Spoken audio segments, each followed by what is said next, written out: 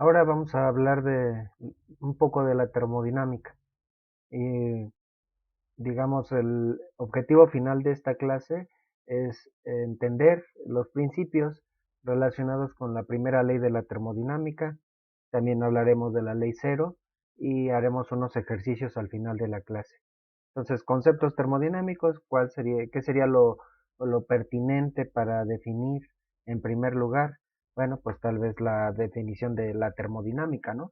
De la termodinámica, pues es una rama de la física que a su vez es una rama de la termología, ¿sí? Bueno, eso nos indica solo dónde se ubica, pero qué estudia, ¿verdad? Es la definición típica, qué estudia, qué ve la termodinámica, ¿verdad?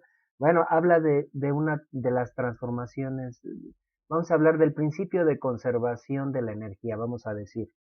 Se concentra en el principio de la conservación de la energía, pero estudia solo un tipo de transformación de energía, una energía en particular. ¿Cuál es esta? La energía térmica, y con energía térmica también nos referimos al calor. ¿Cómo se transforma el calor? En energía mecánica. Y como energía mecánica también nos podemos referir al trabajo, ¿sí? Cómo se transforma el calor en trabajo y el proceso inverso, la transformación del trabajo en energía térmica o calor, ¿verdad? Bueno, entonces vamos a poner la definición. Entonces, estudia la transformación de la energía térmica en energía mecánica y el proceso inverso, la conversión de trabajo en calor. Bueno, de aquí ya podemos ir mencionando algunos detalles. Por ejemplo, la base de estudio en lo que se basa la termodinámica es, para empezar, lo que ya hemos mencionado, el principio de la conservación de la energía, y también se basa en el hecho de que el calor siempre fluye de las sustancias de mayor temperatura a las sustancias de menor temperatura. La verdad podemos decir que el, eh, esta ciencia en gran medida se desarrolló por una necesidad, es decir, es un poco servil, aunque se oye feo el término, como una aplicación, ¿sí? Se desarrolló como aplicación al diseño y la construcción de las máquinas térmicas. ¿Sí? ¿Y qué es una máquina térmica? Bueno, precisamente es un dispositivo encargado de transformar la energía, en términos generales, la energía calorífica, el calor, en trabajo. ¿Y en dónde podemos encontrar máquinas térmicas? Millones de estas máquinas están a nuestro alrededor. Los motores de combustión, es decir, los que funcionan, digamos, en términos generales, a base de gasolina de los coches, ¿sí? Entonces, en los coches, bueno, lo que hace andar al coche, vamos a decirlo así, es la combustión de la gasolina. Entonces, vaya que es necesario mejorar el funcionamiento de los motores de los coches, mejorar su eficiencia, que es un concepto que veremos posteriormente, y pues para poder hacer eso, pues tenemos que estudiar la termodinámica, aunque no es en lo único en lo que se concentra la termodinámica.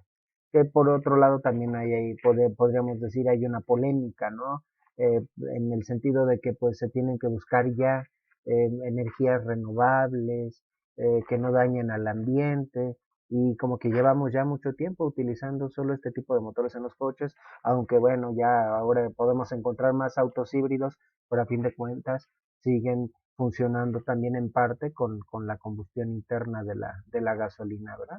Bueno, entonces también de aquí vamos a definir otros conceptos. Como estamos viendo un tema nuevo, una rama de la ciencia nueva, pues vamos a ir definiendo varias cosas.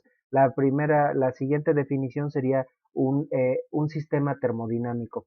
Y la verdad es que esa es una definición un poco vaga, sí, puede ser un poco ambigua, ¿no? ¿A qué nos referimos con un sistema termodinámico? Podríamos decir a cualquier cosa. ¿Cómo que cualquier cosa?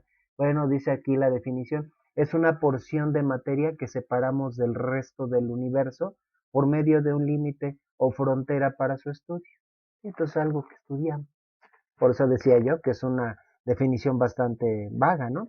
Entonces, ¿qué podría ser un sistema termodinámico? Bueno, para empezar, este sistema termodinámico puede tener fronteras reales o imaginarias, incluso. Entonces, pues nuestro objeto de estudio podría ser pues un volumen de gas del aire un volumen del aire que nos rodea. Ese podría ser nuestro sistema termodinámico. Vamos a estudiar, vamos a aislar ahí con unas paredes imaginarias, una cierta cantidad de centímetros cúbicos de aire. Pero por otro lado también podría ser una masa de agua, la masa de agua contenida en un recipiente, en una taza, en una olla que se calienta. Ese podría ser nuestro sistema termodinámico. Y algo a lo mejor un poco más, digamos, relacionado con el aspecto más profundo de esta ciencia, podría ser la gasolina atomizada que se introduce a un pistón o cilindro de un auto y que después se prende y genera ahí todo un proceso. Este también podría ser nuestro sistema. El gas contenido en el interior de ese cilindro. Entonces ahí las fronteras serían reales. Las fronteras sería precisamente el cilindro, ¿sí? En donde se quema la gasolina. Pero bueno, esa es la definición de un sistema termodinámico. Bueno, esto es un sistema termodinámico, como dijimos, puede tener fronteras reales o imaginarias, pero pensemos que tenemos fronteras reales, ¿sí? Entonces, sus fronteras pueden clasificarse en dos tipos, fronteras adiabáticas y fronteras diatérmicas. Bueno, por ejemplo, si las fronteras son imaginarias, automáticamente serían diatérmicas, porque ¿qué es una frontera diatérmica? Una frontera que permite la interacción de calor entre el sistema y sus alrededores. Es decir, puede entrar y salir el calor de ese sistema, ¿sí? Que ya dijimos que en el sistema no hay calor, hay energía interna, ya lo hemos mencionado anteriormente, pero bueno, por la diferencia de temperatura se puede presentar el calor. Bueno, entonces si se permiten las entradas, si esas fronteras permiten las entradas y salidas de calor, entonces sería una frontera diatérmica. Si no lo permite, entonces sería una frontera adiabática. Una frontera adiabática, podríamos decir, es una frontera eh, aislante, aislante del calor. ¿Y cuál sería un ejemplo? Bueno, un ejemplo muy común sería un recipiente de unicel, ¿sí? Un vaso de unicel con su tapa de unicel. Bueno, vamos a poner aquí la definición de tipos de fronteras. Fronteras diatérmicas, ahí dice, permite la interacción térmica del sistema con los alrededores, y adiabáticas no permiten la interacción térmica del sistema con los alrededores, ¿verdad? Vamos a también hacer referencia a algunos conceptos que ya habíamos visto en temas anteriores. Si algunos consideras que los veo muy rápidamente, podrías regresar a los primeros videos relacionados con calor y temperatura, en donde tal vez los explique con un poco más de detalle. Entonces, el siguiente concepto sería el equivalente mecánico del calor. ¿Sí? ¿Y qué es el equivalente mecánico de calor? En su momento lo mencioné, es simple y sencillamente una equivalencia, la equivalencia entre joules y calorías. Y bueno, vamos a ponerlo por acá. Y también una explicación de por qué recibes un nombre especial, una vil y mundana equivalencia. Bueno, dice ahí el enunciado, tanto el calor como el trabajo son manifestaciones de la misma característica.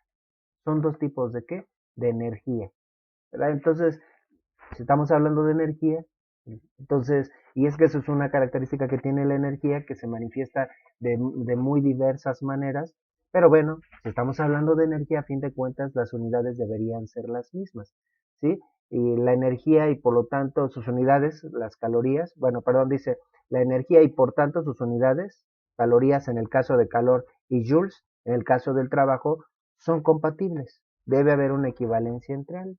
¿Y cuál es la equivalencia? Una caloría es igual a 4.186 joules.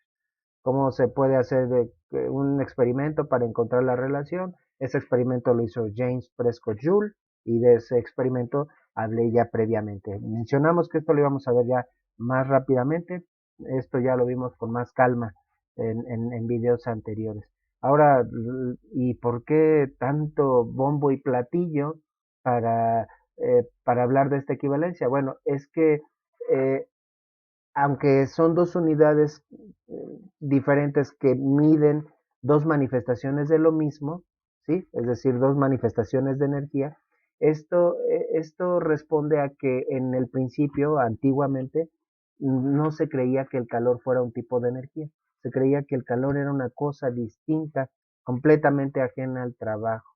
y no fue sino hasta finales del siglo XVIII, gracias a Benjamin Thompson y a James Prescott Joule, que se estableció esta idea y la equivalencia. James Prescott Joule, como ya lo había mencionado, fue el que ideó el experimento para encontrar esa equivalencia y demostrar así que el calor también es energía, ¿verdad?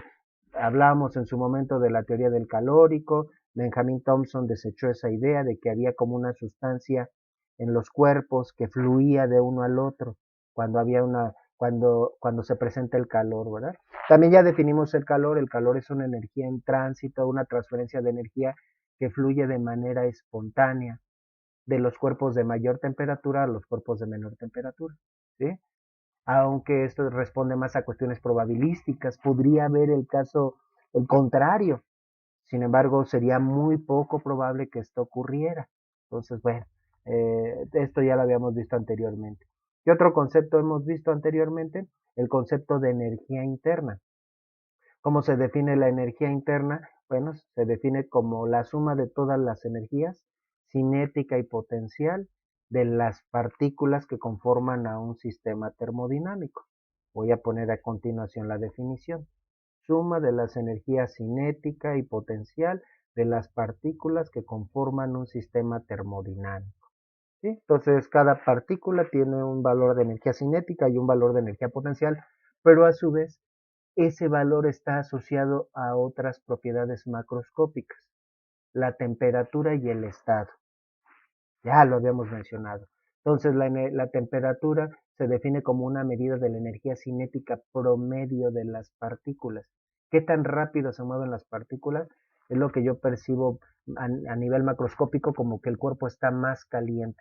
Si tienen menos energía sus partículas, entonces está menos caliente o más frío.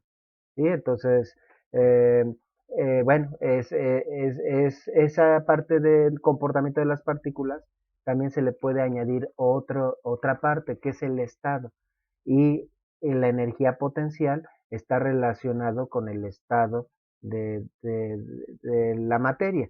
Entonces, por ejemplo, en el estado sólido, las partículas tendrían menos energía potencial, en estado líquido más energía potencial, en el estado gaseoso todavía más energía potencial, ¿verdad? Pero bueno, entonces tienen esa combinación de dos energías, energía cinética asociada a la temperatura y energía potencial asociada al estado. En conjunto, a la suma de esas dos energías le llamamos energía interna. Entonces, cuando un cuerpo recibe calor, ¿verdad? Puede producir dos efectos. Ya lo vimos, calores latentes y calores sensibles. Puede producir un incremento de temperatura o un cambio de estado, ¿sí? Pero, y por cierto, no las dos cosas simultáneamente. Entonces, un aumento de temperatura pues sería que las partículas aumentan su energía cinética. Un cambio de estado, que las partículas aumentan su energía potencial. Y entonces, bueno, entonces la energía interna es la suma de esas dos energías que conforman al sistema termodinámico. Otros conceptos también de los que hemos hablado son el concepto de contacto y equilibrio térmico, que son dos condiciones mutuamente excluyentes. Esto se presenta entre dos cuerpos que están en contacto, que podríamos referirnos a un cuerpo y el ambiente lo manejamos como si fuera el segundo cuerpo, ¿verdad?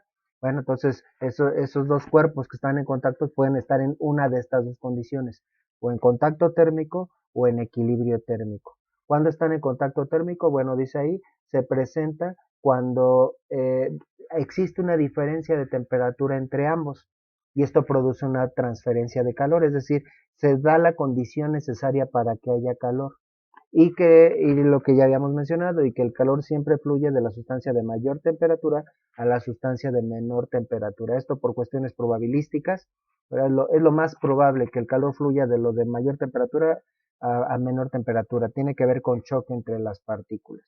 ¿Qué es el equilibrio térmico? Bueno, este proceso en ocasiones va a llegar hasta un punto, se va a terminar en un punto, ¿verdad? A medida que se da esa transferencia de energía, el cuerpo de mayor temperatura disminuye su temperatura, el de menor temperatura la aumenta, la energía cinética promedio de las partículas de ambos cuerpos se iguala y entonces deja de fluir el calor. entonces se dice que se encuentran ahí en equilibrio térmico, ¿verdad? Existe equilibrio térmico entre dos sistemas termodinámicos si su temperatura es la misma.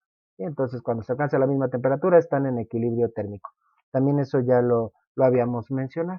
Bueno, entonces, todos estos conceptos los vamos a retomar para poder hablar de las primeras dos leyes de la termodinámica. Por otro lado, ¿cómo puedo aumentar la energía interna de las partículas? Y a nivel macroscópico, ¿a qué nos referimos? ¿Cómo podemos aumentar la temperatura de un cuerpo o hacer que cambie el estado de ese cuerpo? ¿Cómo podemos hacer? Pues una forma la más evidente, la que es probable que se nos venga más rápido a la mente es suministrando calor, ¿sí? Si ponemos una olla con agua en la estufa, ¿qué va a pasar con la temperatura? Se va a ir incrementando, ¿sí? Entonces, eso refleja que las partículas están aumentando su energía cinética. Sin embargo, esto llega a un límite cuando se dé el cambio de fase, porque el cambio de fase es a temperatura constante, entonces el calor que se recibe ahora se considera como un calor latente, al principio era un calor sensible, ver los videos de calor latente y calor sensible, en el cambio de fase es un calor latente, ya no hay cambio de temperatura, pero entonces, ¿qué quiere decir eso? Si no cambia la temperatura, que que las partículas ya no están aumentando su energía, sí, pero ya no la energía cinética, sino la energía potencial cuando se da el cambio de fase. Entonces, para aumentar la energía cinética o potencial, pues con una fuente de calor. Sin embargo, no es la única forma. Y así planteo la pregunta a los alumnos, ¿cuál es otra forma de calentar a los cuerpos? Bueno, que uno piensa calentar, calor, no necesariamente. ¿De qué otra manera podemos aumentar la energía interna de un cuerpo? Es otra forma de verlo o de decirlo. Bueno, haciendo trabajo sobre el sistema. Piensa tú en otra situación en la que aumenta la temperatura de un cuerpo y no hay una fuente de calor. Ejemplos.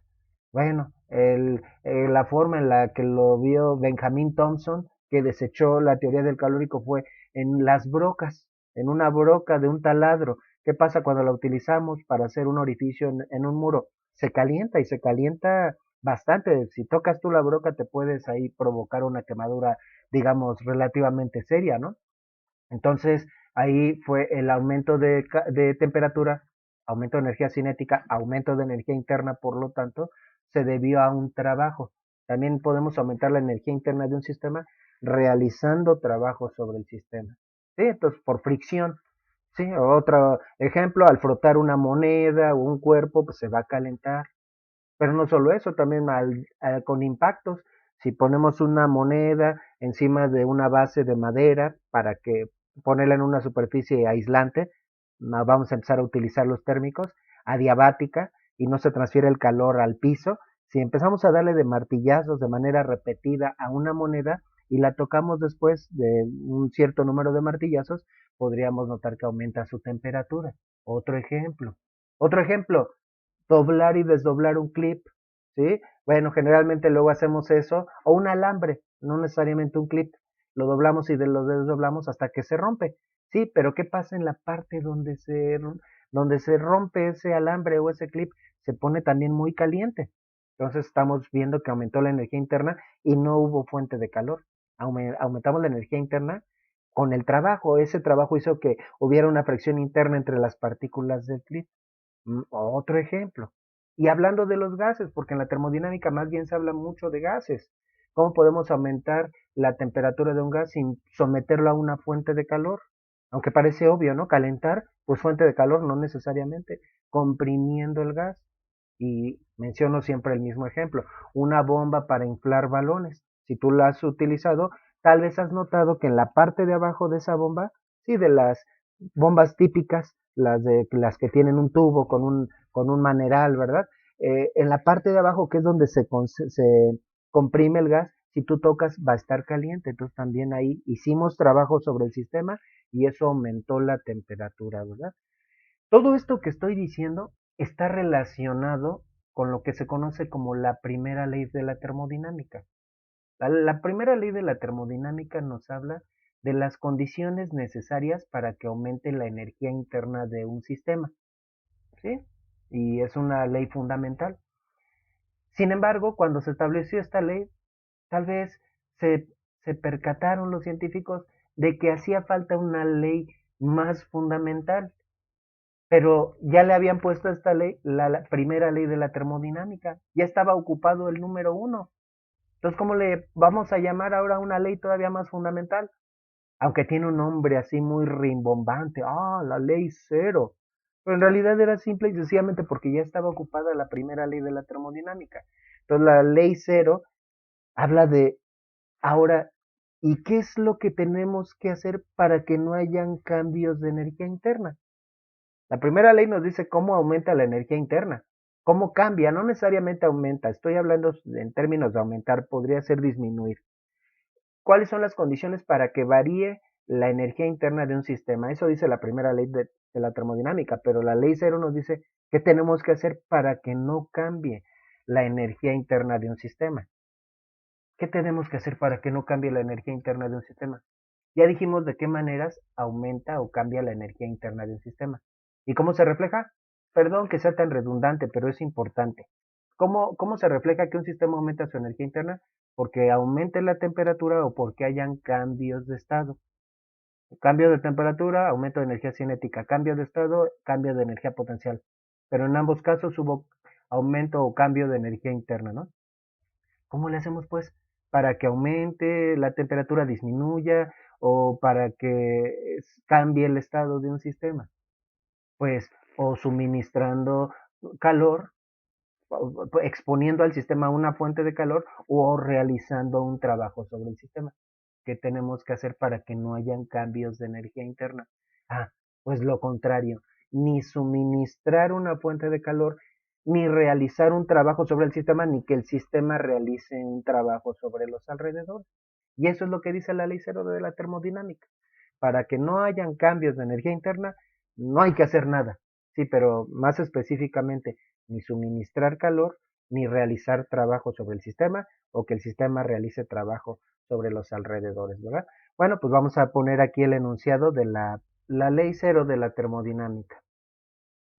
La verdad es que ese enunciado no es así tan formalmente la ley cero de la termodinámica, sino más bien es como una explicación.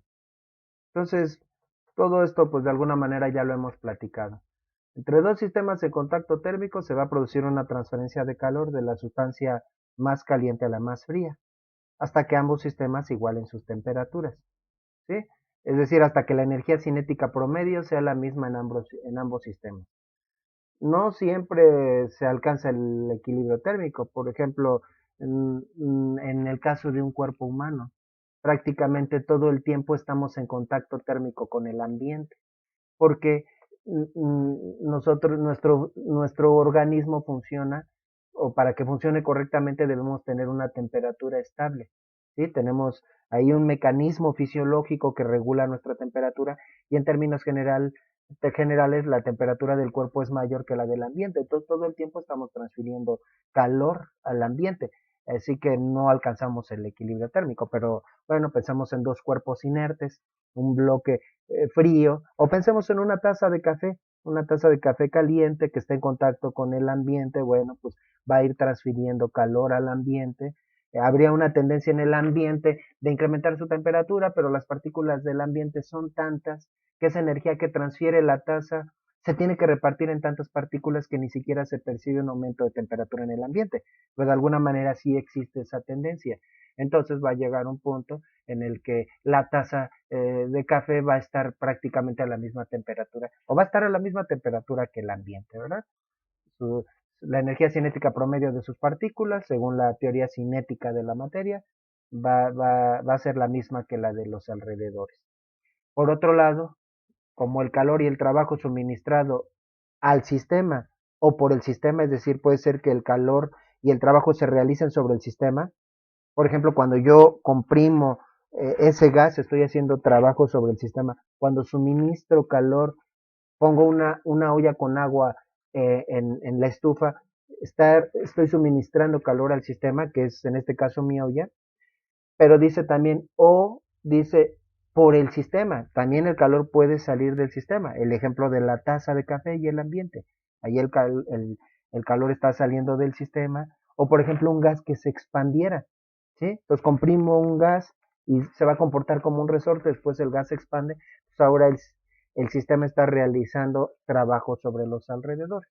Entonces sigue diciendo, entonces dice, por otro lado, como el calor y el trabajo suministrado al sistema o por el sistema implican cambios en la energía interna, esta ley implica o explica más bien que para que se establezca el equilibrio termodinámico, ¿verdad? Y ojo, porque bueno, aquí es un concepto diferente. El equilibrio termodinámico implica equilibrio térmico, pero otra condición adicional, ¿verdad? O sea, no necesariamente cuando dos cuerpos están a la misma temperatura hay equilibrio termodinámico, pero sí habría equilibrio térmico. Entonces, para que un sistema se diga que está en equilibrio termodinámico, en pocas palabras, su energía interna tiene que mantenerse constante. ¿Verdad? Se requiere que no se realice, y para que esto ocurra, se requiere que no se realice trabajo o suministre calor sobre el sistema ni por el sistema. O sea, que no hayan entradas ni salidas de calor ni trabajo al sistema. Ahora, ¿cómo macroscópicamente una masa de gas refleja que su energía interna se mantiene constante? Si es que su estado permanece constante, y por eso vimos leyes de los gases previamente. ¿Qué, ¿Cuáles son las propiedades que determinan el estado de un gas?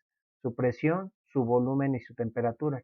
Si si estas tres magnitudes se mantienen constantes, quiere decir que el sistema está en equilibrio termodinámico. Si una cambia, entonces, con que una de las tres cambie, entonces quiere decir que hay cambios en la energía interna, ¿sí? Ya sea que esté aumentando o esté disminuyendo. Entonces, hablando de un gas así ya en términos más concretos, se dice que ese gas está en equilibrio termodinámico si se conserva el estado, y eso implica que no hay ni entradas ni salidas de calor ni de trabajo al sistema, ¿verdad? Entonces, bueno, vamos a poner aquí una imagen para ilustrarlo.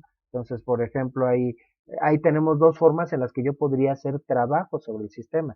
Si pensemos en una masa de agua que tengo allí en un recipiente cuadrado, por cierto, que tiene una manivela y unas aspas. Todo el trabajo que yo estoy realizando va a hacer que el agua se agite, y eso haría que aumente su energía interna. Si yo lo hiciera mucho tiempo, en la imagen, en la figura del lado izquierdo, gradualmente iría aumentando la temperatura. Entonces el trabajo que yo realizo sobre el sistema aumenta la energía cinética y por lo tanto la energía interna de las partículas, ¿verdad? Y por otro lado, si pongo ahora una olla en una fuente de calor, en la estufa, también aumenta la energía interna. Entonces, tanto el calor como el trabajo suministrados a un sistema implican cambios en la energía interna de este.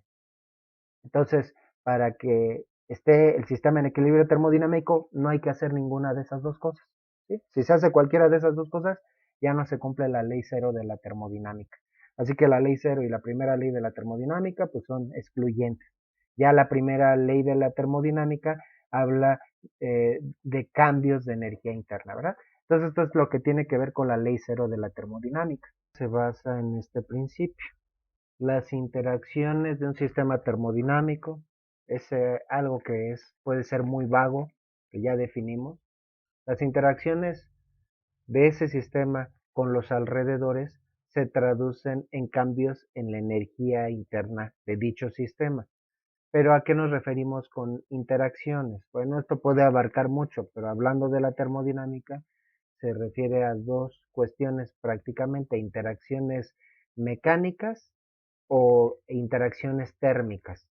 ¿Y a qué nos referimos a su vez con esto? Que bueno, las entradas o salidas de calor o energía térmica, o las entradas y salidas de trabajo, es decir, un trabajo realizado sobre el sistema o un trabajo realizado por el sistema a los alrededores, se traducen en cambios de energía interna. Y todavía más precisamente, las salidas de calor de un sistema termodinámico o cuando el sistema termodinámico realiza un trabajo, repercuten en que baje su energía interna. Y las entradas de calor o el realizar un trabajo sobre el sistema, que en el caso de los gases se realiza el trabajo sobre el sistema cuando se comprime el gas, ¿verdad? Recordando el concepto de trabajo que es fuerza por distancia. Para comprimir un gas hay que aplicar una fuerza durante o a lo largo de una distancia, ahí se realiza el trabajo. En ese caso, ese tipo de interacción aumenta la energía interna. Entonces, La primera ley de la termodinámica se basa en este principio, pero no es tal cual lo he explicado porque así como lo hemos explicado, el actor principal sería la energía interna, mientras que en la primera ley de la termodinámica como que se reordena esta idea que acabamos de mencionar. Entonces, bueno, vamos a poner aquí un enunciado que resume todo esto que acabo de indicar, ¿verdad? Entonces, en un proceso termodinámico, el cambio en la energía interna debe ser igual a la diferencia entre el calor neto absorbido por el sistema y el trabajo neto realizado por el sistema. Bueno, entonces aquí esto incluso toda esta idea se puede expresar con esa fórmula, ¿verdad? En la que, bueno, vamos a especificar qué representan cada una de sus partes. Entonces, U representa la energía interna, eh, Q representa el calor y W representa el trabajo, ¿verdad? Y bueno, sabemos que, o tal vez ya en temas anteriores hemos visto que pues la letra griega delta mayúscula representa cambios o variaciones. Para explicar más sencillamente, sí hablaremos de cambios de energía interna, pero en cuanto a cambios de calor y de trabajo, más genéricamente vamos a decir calor y trabajo, ¿sí? Porque a veces no hay una variación como tal. Entonces, bueno, ahora la pregunta es, el cambio de energía interna es igual al, vuelvo a decir, no voy a utilizar la expresión incremento. Vamos a decir, cambio de energía interna es igual al calor menos el trabajo. ¿Por qué menos? ¿Por qué no más, no? O sea, tanto las entradas de calor como el trabajo realizado sobre el sistema producirían un incremento en la energía interna. ¿Por qué ese signo negativo? Simple y sencillamente por la forma en la que está construida ese enunciado, ¿sí? Ahí dice trabajo neto, hablando del trabajo. Pero el calor dice calor absorbido, pero el trabajo dice trabajo neto realizado por el sistema. Entonces ya se está asumiendo que el calor no se hace sobre el sistema, sino que lo realiza el sistema. Y entonces aquí, sin darnos cuenta, ya hay una convención, ¿verdad? Una convención clásica de la termodinámica. ¿Y cuál es esta convención? Bueno, en este enunciado estamos considerando que el calor que entra es positivo, lo cual está relacionado con incrementos de la energía interna, mientras que el calor que sale de un sistema tiene signo negativo. Pero en el caso del trabajo, la convención es al revés. Un trabajo realizado por el sistema, así está construida la fórmula. Un trabajo realizado por el sistema tendría signo positivo, aunque ese trabajo realmente disminuiría la energía interna. Ya con ese signo negativo, eso implicaría precisamente. En cambio, si hago un trabajo sobre el sistema, entonces se consideraría negativo, ¿sí? Y eso aumentaría la energía interna. Pero ¿cómo? Va a ser, si tiene signo negativo, ¿cómo va a aumentar la energía interna? Al usar esa fórmula, se juntaría un doble signo menos. La fórmula ya tiene su signo menos, y si el trabajo también tiene signo negativo, ese doble signo menos se convertiría en una suma. ¿Sí? Entonces tenemos que partir de esa convención.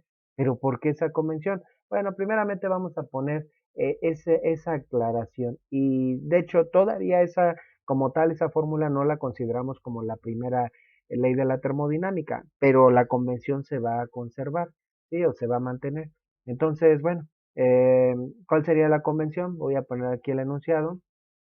En la expresión anterior y por convención, el calor neto se considera positivo si entra en el sistema y negativo en caso contrario, lo cual es lógico. Por otro lado, el trabajo de salida se considera positivo y el de entrada negativo. Entonces, bueno, ¿qué sería lo lógico? ¿Qué sería lo lógico? No sé si estás de acuerdo, pero lo lógico sería considerar que lo que entra al sistema es positivo y lo que sale del sistema es negativo, ¿sí? Porque lo que entra aumenta la energía interna y lo que sale disminuye. Esto vamos a considerarlo, voy a hacer mucho referencia a una alcancía. Básicamente es una alcancía, si introducimos algo va a aumentar ahí el ahorro, por decirlo así, en este caso el en este caso la energía interna. Eso sería lo lógico, ¿verdad? Y si hiciéramos esa convención, la cual no vamos a trabajar, que lo que entra es positivo y lo que sale es negativo, automáticamente, entonces en la fórmula, en lugar de tener una diferencia, tendríamos una suma, ¿sí? Y cabe aclarar que algunos libros raros, pero algunos utilizan esa convención, que lo que entra es positivo y lo que sale es negativo, y por esa otra convención, entonces en esa fórmula, en lugar de tener la resta, tendríamos una suma, ¿no? Entonces voy a resumir lo que dice ese enunciado aquí gráficamente, ¿no? O sí, esquemáticamente, ¿no? Entonces, digamos, ese cuadrito, ese rectángulo representa mi sistema termodinámico. Entonces, el calor que sale, y ponemos una flechita hacia afuera, si sale calor del sistema, entonces ese calor lo consideramos negativo. Mientras que si entra calor al sistema, ponemos ese sistema a una fuente de calor. Pensemos que nuestro sistema es una olla y ponemos la olla con agua en una estufa, entonces el calor que entra lo consideramos positivo, lo cual es lógico. Mientras que en el caso del trabajo es al revés. El trabajo que se realiza sobre el sistema se considera negativo y el trabajo que sale del sistema o el trabajo realizado por el sistema se considera positivo, ¿sí?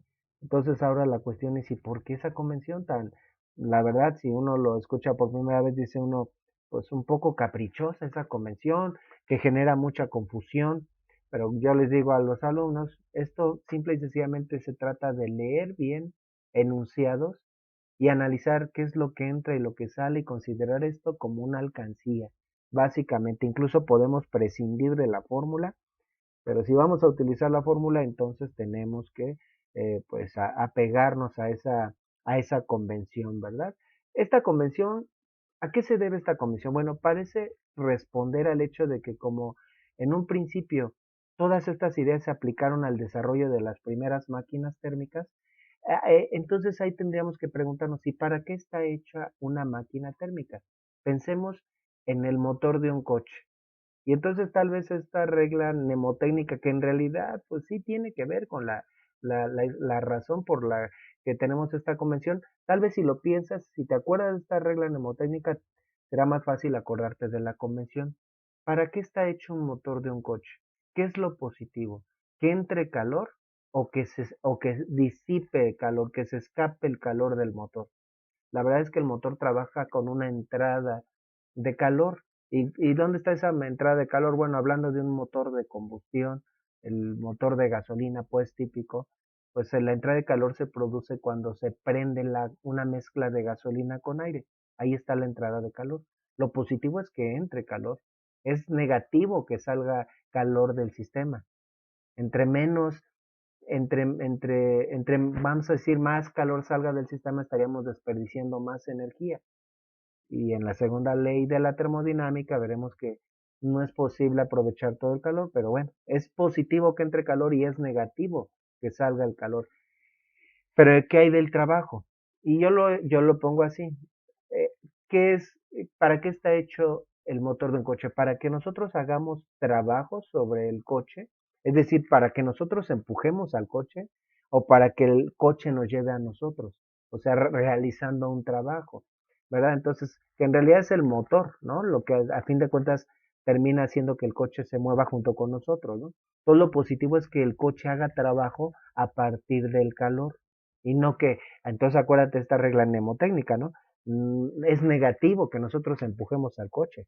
El coche está hecho para llevarnos, no nosotros para llevar al coche, ¿no? Entonces, por la forma en la que están hechas las máquinas térmicas, pues se estableció esta convención.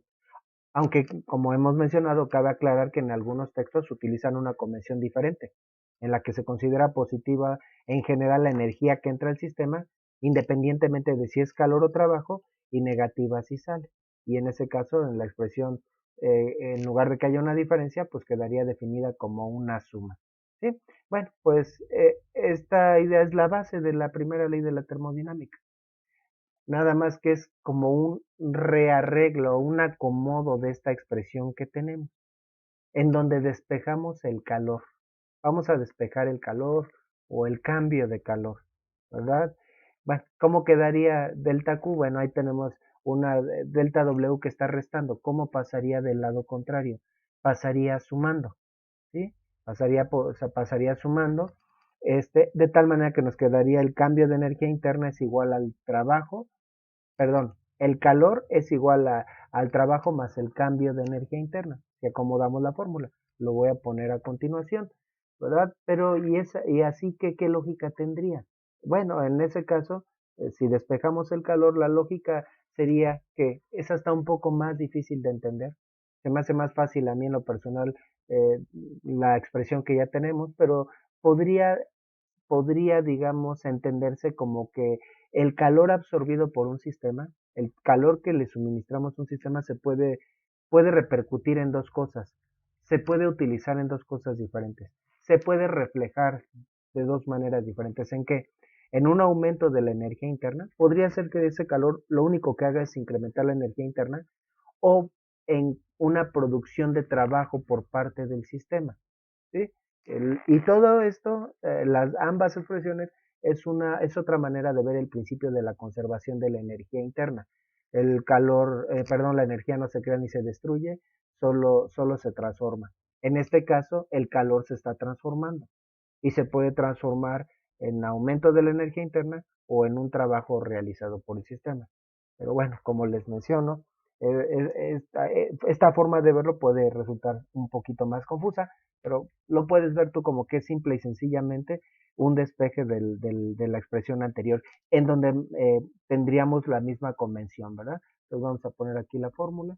El calor suministrado se refleja en un aumento de la energía interna o en un trabajo realizado por el sistema o en las dos cosas simultáneamente, en cuyo caso haríamos una suma. Y nota cómo aquí también estamos considerando un trabajo realizado por el sistema, por la forma en la que redactamos el enunciado, entonces ya estamos considerando positivo el trabajo que sale del sistema, ¿no?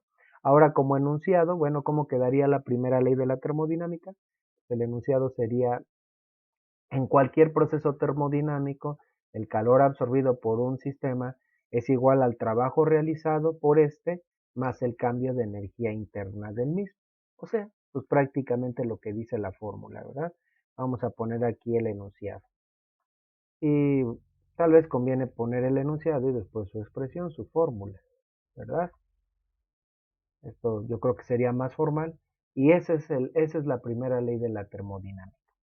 Y como vamos a ver en los ejercicios que vamos a resolver a continuación, es, es una, es una fórmula muy sencilla.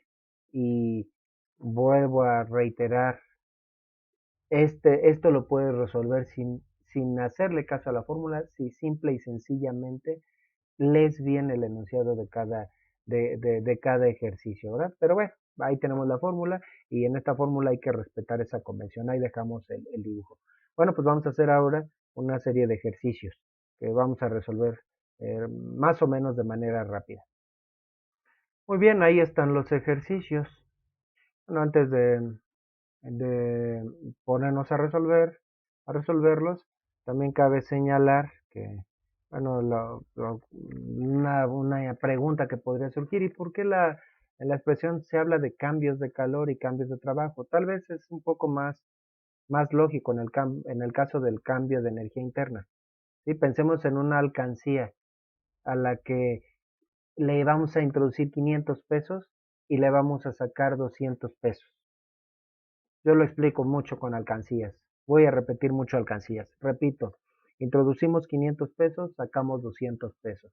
Entonces, vamos a decir que esos 500 pesos que introducimos corresponden al calor.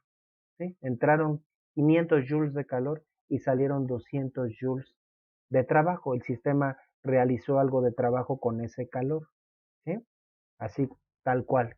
Repito, entraron 500 pesos, salieron 200. Pregunta: ¿cuánto dinero tiene la alcancía? Es capcioso. No sabemos, porque no sabíamos cuánto dinero tenía originalmente. Entonces, ¿qué es lo único que podríamos saber? ¿Cuánto es qué diferencia de ahorro hay en esa alcancía? Si entraron 500 pesos y si salieron 200 pesos, lo único que podríamos asegurar de esa alcancía es que al final va a tener 300 pesos más de lo que tenía al principio, pero no sabemos cuánto tiene. Es decir, ese sería el cambio de la energía interna, ¿verdad? Ahora, pero entonces, ¿por qué nos hablan de cambios de calor y cambios de trabajo? Bueno, porque en un proceso podrían ocurrir tanto entradas y salidas de calor como entradas y salidas de trabajo, o trabajo realizado sobre el sistema y trabajo realizado por el sistema. Nota la pequeña diferencia que es muy sutil. Trabajo realizado sobre el sistema, trabajo realizado por el sistema. Sobre, entonces es trabajo que entra. Por es trabajo que sale. ¿Sí? Entonces, casi tómalo como un sinónimo, ¿no? Entonces, si se dieran tanto entradas y salidas de calor como trabajo, entonces tendríamos que sacar la diferencia en cada caso y se utilizaría en la fórmula. Pero nosotros vamos a resolver ejercicios muy básicos en los que o solo hay una entrada de calor o salida de calor y lo mismo con el trabajo, ¿verdad? También, bueno, pues una forma de complicar un poco el problema es por el hecho de que el calor suele medirse en calorías. Desde hace cuánto yo he escuchado que ya las calorías van a dejar de ser utilizadas y que solo vamos a utilizar los joules y de repente vuelven a resurgir los joules. Incluso en la información nutrimental de los alimentos, en los alimentos empaquetados, ahí todavía se sigue indicando el contenido energético en calorías. Ya por algún tiempo se había puesto primero en joules y entre paréntesis en calorías. Parecía que ya iban de salida y otra vez regresamos, ¿verdad? ¿Qué tendríamos que hacer para olvidarnos de los joules? Perdón, de las calorías, pues tal vez hasta dentro del campo de la nutrición, empezar a manejar las dietas en lugar de calorías en joules, ¿verdad? Entonces, en lugar de hablar de una dieta de 2000 calorías, más o menos de 2000 kilocalorías, pues de una dieta de unos 8000 8000 kilojoules, ¿verdad? Pero bueno, en fin, pero bueno, como persisten ambas unidades, también vamos a necesitar el equivalente a a lo que me quiero referir, el equivalente mecánico del calor, del cual ya hablamos. Una caloría equivale a 4.186 joules. Ya tenemos nuestra fórmula, ya tenemos nuestra convención, es importante tenerla en cuenta y ya tenemos la equivalencia, el equivalente mecánico del calor, ya tenemos todo lo que se necesita para resolver nuestros ejercicios. Entonces dice el primer ejercicio, en un determinado proceso, un sistema absorbe 400 calorías. También a veces no se especifica qué es calor, pero también también por eso persisten, es una forma de diferenciar el calor del trabajo. Si está medido en calorías, lo más seguro es que sea calor. ¿Sí? Entonces, en otras palabras, eso es calor. Entonces, en un determinado proceso, un sistema absorbe 400 calorías. Entonces, ese sería el calor. Pero los enunciados no nos van a indicar si tanto el calor como el trabajo son positivos o negativos. Yo tengo que leer bien el enunciado, como habíamos mencionado. Entonces, por cómo está redactado, entra o sale ese calor del sistema. Un sistema absorbe 400 calorías.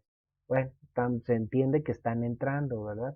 A veces no dice salen, a veces se utiliza la expresión disipa.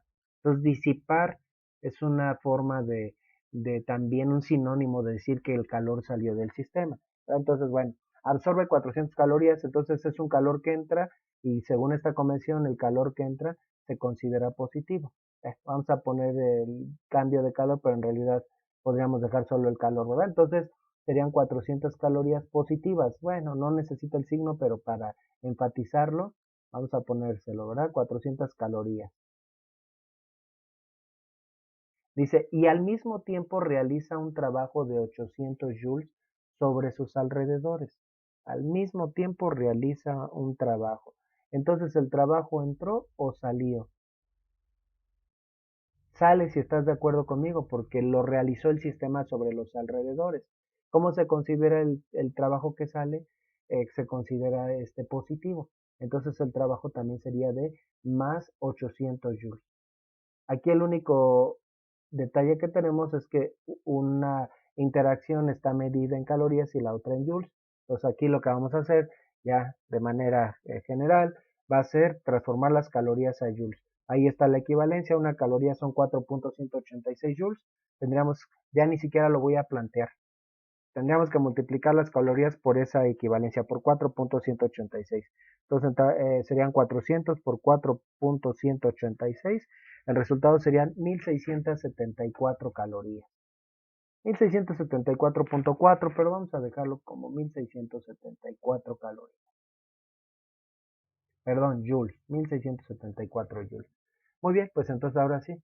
Dice, ¿cuál es el aumento de energía interna? Bueno, aquí ya nos están diciendo que es aumento. Nos podrían indicar cuál es la variación de la energía interna y para determinar si fue aumento o incremento o decremento, bueno, el signo de la energía interna nos lo indicará. No había dicho nada al respecto. También el cambio de energía interna puede ser positivo o negativo. Entonces, positivo, aumento de la energía interna. Negativo, disminución de la energía interna, ¿verdad? Entonces, bueno, en este caso, dice la fórmula, tendríamos que despejar y ponerla como la habíamos puesto antes de la primera ley de Newton. Entonces, el cambio de energía interna, este trabajo pasa restando del lado izquierdo, entonces sería igual al cambio de calor. Vamos a decir en nuestros ejercicios calor menos el trabajo. ¿Verdad? Entonces, bueno, vamos a hacer las operaciones, vamos a hacer aquí una simple resta. Entonces serían calor 1674 joules menos 800 joules de trabajo. ¿Y cuál sería el resultado? Así que estos ejercicios se van a reducir a una conversión y una suma o una resta, nada más. Bueno, vamos a hacer la operación menos 800, el resultado serían 874 joules. Como el resultado es positivo, entonces hubo un aumento en la energía interna del sistema. Pero nos podemos olvidar de convenciones, bueno, aunque tal vez es importante sí hacer caso a la fórmula y a las convenciones, porque ya después cuando se hacen problemas más profundos y difíciles de termodinámica, bueno, no podemos estar analizando, sino aplicando ya directamente, ¿no? Pero la verdad es que si leemos simple y sencillamente el enunciado y lo consideramos como hemos dicho, como una alcancía, podemos resolver el problema. Fíjense, en un determinado proceso un sistema absorbe 800 calorías, que es lo mismo que 1674 joules. ¿Sí? Entonces, le pusimos 1674 pesos a la alcancía, pero al mismo tiempo le sacamos 800 pesos. ¿Sí? Bueno, a fin de cuentas sacamos menos de lo que introdujimos, así que el ahorro aumentó, ¿sí? Al final voy a tener más dinero, pero se puede dar el caso de que salga más de lo que entra y entonces al final habría una disminución de la energía interna. Entonces, ¿cuánto aumentó el ahorro? Pues sería la diferencia entre estos dos valores, ¿verdad? Entonces, también aquí sí se presta mucho a razonar y leer bien el enunciado. Muy bien, ese es el resultado del primer ejercicio. Vamos a hacer ahora el ejercicio número 2. Así de simple y de sencillo son estos problemas. Dice el ejercicio número 2. A un gas encerrado en un cilindro se le suministran 50 calorías. ¿Sí? Eh, como son calorías, vamos a asumir que es calor. Entonces, la pregunta es positiva o son negativas esas 50 calorías, igual que en el caso anterior, positivas porque están entrando al sistema. Vean cómo se utilizan sinónimos, ¿no? En el anterior decía absorbe, se le suministran, es lo mismo. Y dice, y sobre este se realiza un trabajo de 70 joules. Sobre este, ¿verdad? Entonces, el trabajo está entrando al sistema. Entonces, el trabajo que entra, como dice la convención, que lo debemos considerar para, si es que vamos a utilizar nuestra fórmula, el trabajo que entra es negativo. Entonces, es negativo que se haga trabajo sobre un motor. El motor está hecho para que este realice el trabajo, ¿verdad? Entonces, serían 70 joules de negativos de trabajo. Nuevamente tenemos que convertir las calorías a joules, porque tenemos dos unidades de energía. Entonces serían 50 por 4.186, serían 209.3. Vamos a redondearlo a 209 joules. Antes de usar la fórmula, Bueno, ahora sí me están, lo que me están indicando, así cuál es la variación de la energía interna, volveríamos a utilizar esta expresión despejada, ¿verdad? De la primera ley de la termodinámica. Bueno, antes de usar esa fórmula, los dos entraron al sistema, ¿no? Pensemos en una alcancía a la que le pusimos 209 pesos y aparte 70 pesos. ¿Cómo, cuánto varió el ahorro en esa alcancía? Va a aumentar. ¿Cuánto? La suma de esas dos cantidades, 279 pesos, porque los dos entraron al sistema. ¿Sí? Entonces, los dos influyen en que aumente la energía interna, ¿verdad? Bueno, entonces, ¿de cuánto sería? Bueno, vamos usando la fórmula. El cambio de energía interna sería igual al trabajo, perdón, al calor, que es positivo, 209 joules, menos el trabajo, menos 70 joules. Se va a convertir eso en una suma, ¿verdad? Un doble signo negativo se convierte en una suma y el resultado serían 279 joules, lo que ya habíamos razonado. Y ese sería el resultado del ejercicio 2. Así que aquí es o una suma o una resta, lo único que tenemos que hacer. Bueno, ya si hubieran entradas y salidas de calor y de trabajo simultáneamente, bueno, ya tendríamos que razonar un poquito más el problema, pero tampoco se complicaría mucho más que esto, ¿verdad? Ese fue el ejercicio número 2. Y bueno, ¿y cómo podemos medir la variación en la energía interna de un sistema a través del cambio de estado, ¿verdad? De un gas que está definido por la presión, volumen y temperatura, o a partir del cambio de temperatura de un cuerpo sólido y con base en el concepto de calor específico, que ya lo manejamos también hace ya algunas clases, ¿verdad? En videos anteriores. Ese es el ejercicio número 2. Ejercicio 3. Dice, sobre un sistema se realiza un trabajo de 216 joules. Entonces estamos hablando de trabajo, igual que en el ejercicio anterior se hace sobre el sistema, por lo tanto es negativo. 216 joules. Pero toma en cuenta que están entrando, ese trabajo haría que se incrementara la energía interna en 216 joules. Pero dice, y al mismo tiempo este libera 95 calorías hacia los alrededores. Ahora el calor está saliendo, entonces el calor que sale se considera negativo. Entonces los dos son negativos. ¿Sí? Tenemos esta combinación de situaciones. Está entrando el calor y saliendo el calor. Está entrando el trabajo, perdón, y saliendo el calor. Entonces los dos son negativos. Entonces el calor que se disipa es de 95 calorías. Y esas 95 calorías, ¿a cuántos joules corresponden? Bueno, multiplicamos 95 por 4.186 y el resultado serían 397.6. Bueno, vamos a dejarlo como 398. 398 joules, menos 398 joules. Pero a fin de cuentas, esto entró y esto salió.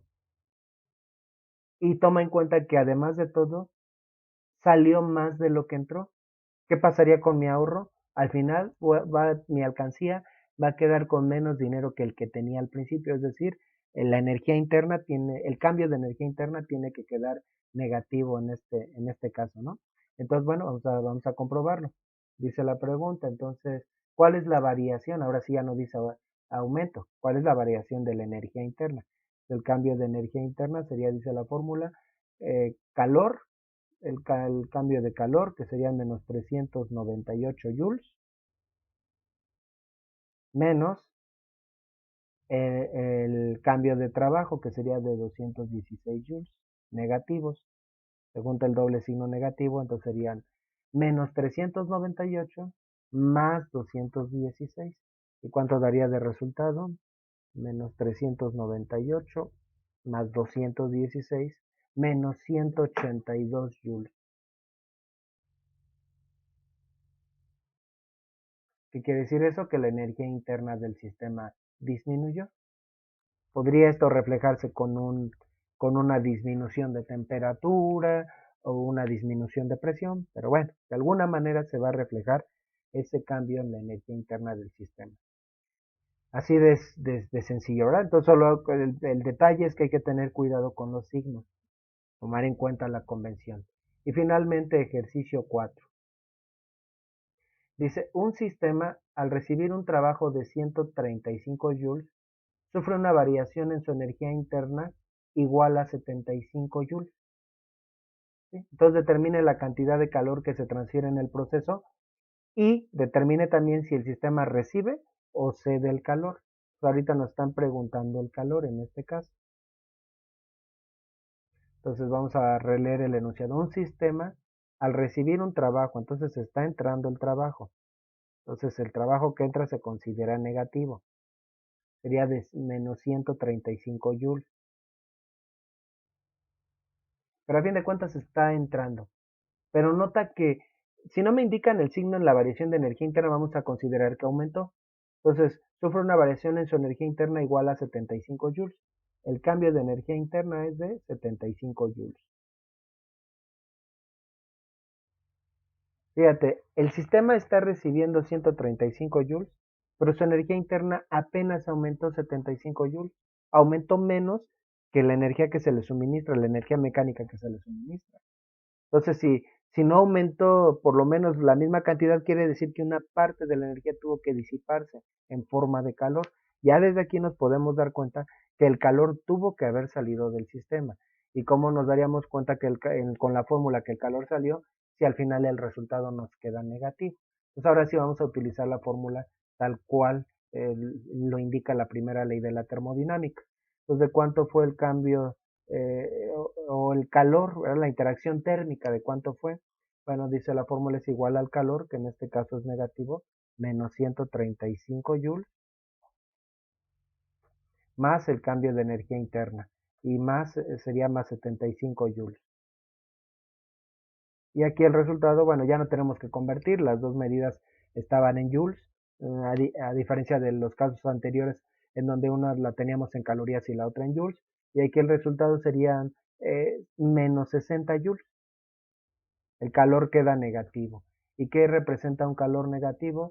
Que el calor sale del sistema, ¿no? Entonces, bueno, vamos aquí a subrayar el resultado.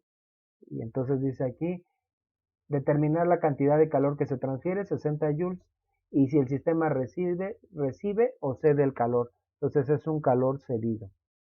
O calor que sale o calor disipado, se puede poner de diferentes formas, ¿verdad? Entonces es calor cedido.